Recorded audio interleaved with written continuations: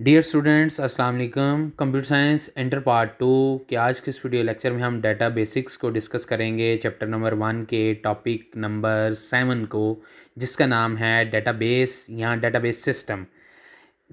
Board के according अगर कोई क्वेश्चन आता है व्हाट इज़ डेटाबेस या explain with the help of an example which facility are provided by database. ठीक है, डेटाबेस होता क्या है, इसको एग्जांपल के साथ हमने एक्सप्लेन करना है। उसके बाद हमने इसकी फैसिलिटीज़ जो हैं डेटाबेस सिस्टम की वो क्या हैं उनको डिस्कस करना है। तो आज हम स्टार्ट करते हैं डेटाबेस सिस्टम और डेटाबेस होता क्या है। तो स्टूडेंट सबसे पहले याद रखिएगा कि जो मैंने आपको इससे प्रीवियस लेक्चर्स बताए हैं, जिसके अंदर मैंने आपको बताया है डाटा क्या होता है, इंफॉर्मेशन क्या होता है, उसके बाद उनकी प्रोसेसिंग डाटा की कैसे की जाती है, उसके बाद इसके अंदर हमारे पास जो व्यू पॉइंट होता है उस वो क्या होता है, फंक्शनल पॉइंट क्या होता है।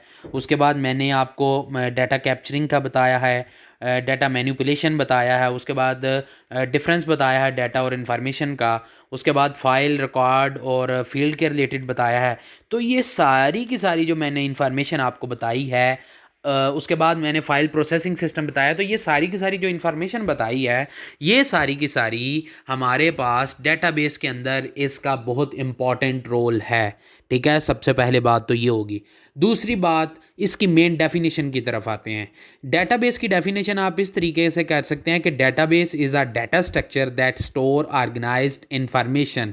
यानी हमारे पास जो भी ऑर्गेनाइज्ड इंफॉर्मेशन होगी वो हमारे पास किस में आएगी, डेटाबेस के अंदर आएगी। अब डेटाबेस की डेफिनेशन आप इस तरीके से भी कर सकते हैं, database is a collection of logical related data set are files. यानी इससे पहले मैंने जो डाटा बताया और जो फाइल्स बताई कि डिफरेंट फाइल्स जो होती हैं वो एट ए टाइम मिल के हमारे पास डेटाबेस के अंदर हमारे पास एज ए एक मास्टर फाइल के तौर पे सामने आती है।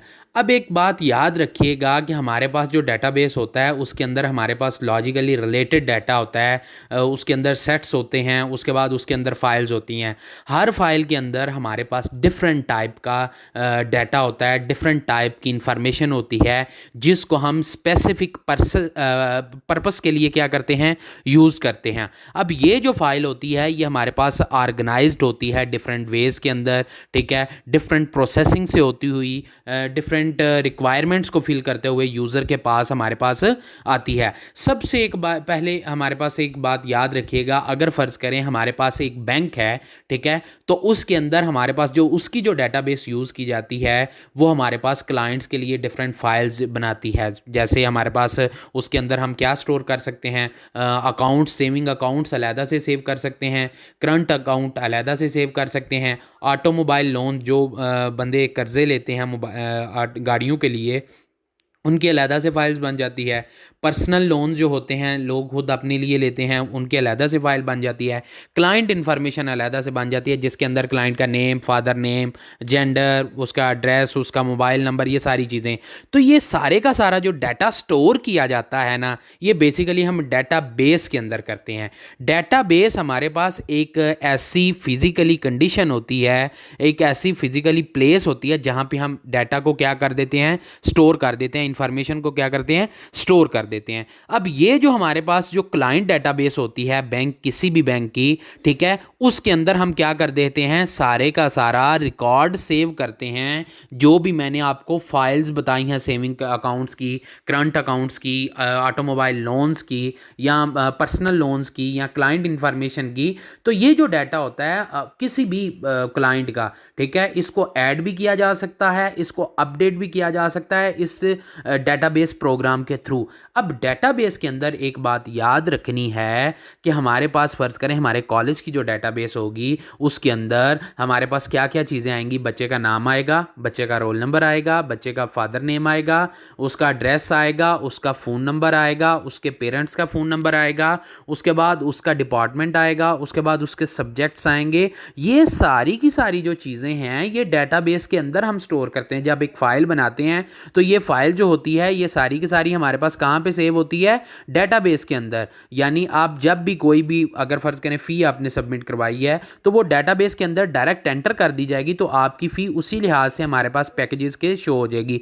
यानी ये सारे का सारा जितनी भी फाइल्स हैं ये सारी की सारी फाइल्स हम कहाँ पे स्टोर करते हैं, डेटाबेस के अंदर। और डेटाबेस की डेफिनेशन मैंने आपको पहले भी बताई दी है, database is a collection of logically related data set और फाइल्स। अब आप इसकी एक और डेफिनेशन कर सकते हैं, a structure set of data held in a computer that is known as database. अब ये जो डाटा होता है ये हम क्या कर सकते हैं, एक्सेस कर सकते हैं डिफरेंट वेज के थ्रू, ठीक है। अब ज़्यादातर जो डेटाबेस होती हैं वो हमारे पास मल्टीपल टेबल्स, जो मैंने इससे पहले आपको प्रीवियस लेक्चर्स में बताया कि जो एक फ़ाइल होती है उसके अंदर एक रो भी होती है और एक कॉलम होता है, ठीक है। तो वो मिलके क्या बनते हैं, टेबल्स बनते हैं, ठीक है। और इसके अंदर हमारे पास डिफरेंट फील्ड्स होती हैं जिनको आपस में मिला के हम क्या करते हैं, वो टेबल बनाते हैं।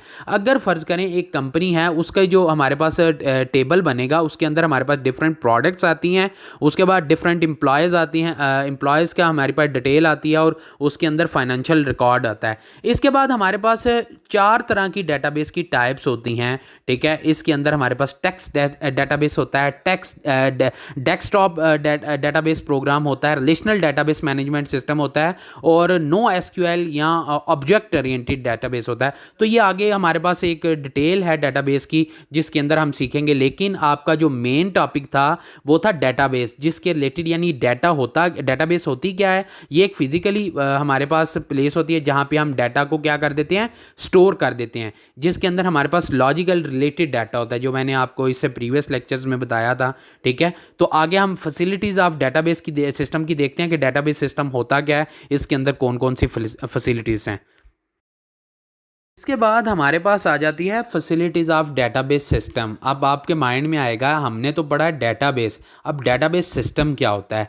तो ये सारे की सारी जो डेटाबेस जो भी सिस्टम ये जिसके अंदर हम डाटा को एंटर करते हैं या डिलीट करते हैं या उसकी अपडेशन करते हैं या कोई भी फाइल्स, ये जो सिस्टम होगा ये हमारे पास डेटाबेस सिस्टम होगा। अब आगे देखेंगे इसके डिफरेंट सॉफ्टवेयर्स होते हैं, ठीक है, वो हमारे पास क्या काम करते हैं या डेटाबेस सिस्टम होता क्या है। तो डेटाबेस सिस्टम इसकी डेफिनेशन आप इस तरीके से कर सकते हैं कि database system is a collection of data as well as program required to manage the data. यानी इसके अंदर हम क्या कर देते हैं कि डेटाबेस सिस्टम के अंदर हमारे पास जो डाटा होता है उसको मैनेज करना प्रोग्राम्स के अंदर, ठीक है। तो ये हमारे पास जो भी हमारे पास उस डाटा की कलेक्शन आएगी वो हमारे पास डेटाबेस सिस्टम के अंदर आएगी। अब डेटाबेस सिस्टम हमारे पास जो नॉर्मली प्रोवाइड किया जाता है, जो फैसिलिटीज़ प्रोवाइड करता है, उसके अंदर हमारे पास क्या होता है कि हमारे पास डेटाबेस के अंदर या तो फाइल्स को क्या किया जाता है, ऐड किया जाता है, या उसको इंसर्ट किया जाता है, या उस डाटा को एग्जिस्टिंग फाइल के अंदर रिट्रीव किया जाता है, या एग्जिस्टिंग फाइल से हम क्या करते हैं, डाटा को रिट्रीव करते हैं, या हमारे पास जो डाटा को अपडेट किया जाता है एग्जिस्टिंग फाइल्स के अंदर। उसके बाद हमारे पास डाटा को डिलीट भी किया जा सकता है और रिमूव भी किया जा सकता है। अब मैंने आपको ये 6 चीज़ें बताई हैं, इनके अंदर एक बात याद रखिएगा। सबसे पहले आता है adding new files to database, यानी नई फाइल कोई भी डेटाबेस के अंदर जब हम ऐड करेंगे, ठीक है, तो वो एडिंग न्यू फाइल्स की फैसिलिटीज़ प्रोवाइड करेगा। इसके बाद एग्जिस्टिंग फाइल के अंदर हम डाटा को, न्यू डाटा को एंटर कर, फर्ज करें हमारे पास पहले स्टूडेंट्स से 10 स्टूडेंट्स का एडमिशन हुआ, हमने उसको ऐड कर दिया। आफ्टर 10 डेज हमारे पास न्यू स्टूडेंट्स आ जाते हैं, तो हम उसको इंसर्टिंग न्यू डाटा करेंगे, यानी उन 10 स्टूडेंट्स का हम डाटा न्यू एंटर करेंगे, उसके अंदर इंसर्ट करेंगे डेटाबेस के अंदर, तो उसको हम डाटा को स्टोर करेंगे। इसके बाद retrieving data from existing file, जो फाइल्स हमने स्टोर की होती है उससे हमने डाटा को क्या करना होता है, हासिल करना होता है। अगर फ़र्ज़ करें हमें कुछ डाटा रिक्वायर्ड है तो हम उससे ले सकते हैं। फ़र्ज़ करें हमारे पास जो कंप्यूटर डिपार्टमेंट का हमारे पास होगा डाटा, वो हमारे पास कंप्यूटर डिपार्टमेंट से हम ले लेंगे कंप्यूटर के स्टूडेंट्स के लिए। अगर केमिस्ट्री डिपार्टमेंट के स्टूडेंट्स का डाटा चाहिए तो केमिस्ट्री डिपार्टमेंट की फाइल्स में से ले लेंगे। तो ये हमारे पास retrieving data from existing file आएगा। इसके बाद updating data in existing file. फ़र्ज़ करें हमारे पास एक स्टूडेंट्स के मंथली टेस्ट हुए हैं, जैसे जून का टेस्ट टेस्ट हुआ है तो उसके बाद जुलाई का टेस्ट आना है, तो हम क्या करेंगे, जून के टेस्ट को हमने अपडेट कर दिया हुआ है, अब हमने जुलाई के टेस्ट को क्या करना है, एग्जिस्टिंग फाइल के अंदर अपडेट करना है। जैसे ही हम उसको फाइल को ऐड करेंगे, स्टूडेंट्स के नंबर ऐड करेंगे उस मंथ के, तो उसके अकॉर्डिंग उसको क्या करेंगे, फैसिलिटीज़ कौन सी प्रोवाइड करेगा, updating data in existing file. इसके बाद कुछ स्टूडेंट्स का डाटा हमने डिलीट करना होता है। जैसे फ़र्ज़ करें हमारे पास एक साल के अंदर या हमारे पास सेशन के अंदर स्टूडेंट्स लीव कर देते हैं या अपनी प्रॉब्लम्स की वजह से कुछ का ट्रांसफ़र हो जाता है, कुछ के पेरेंट्स का, तो वो सिटी ट्रांसफ़र कर देते हैं, जिसकी वजह से हमें उनको डिलीट करना पड़ता है। क्यों?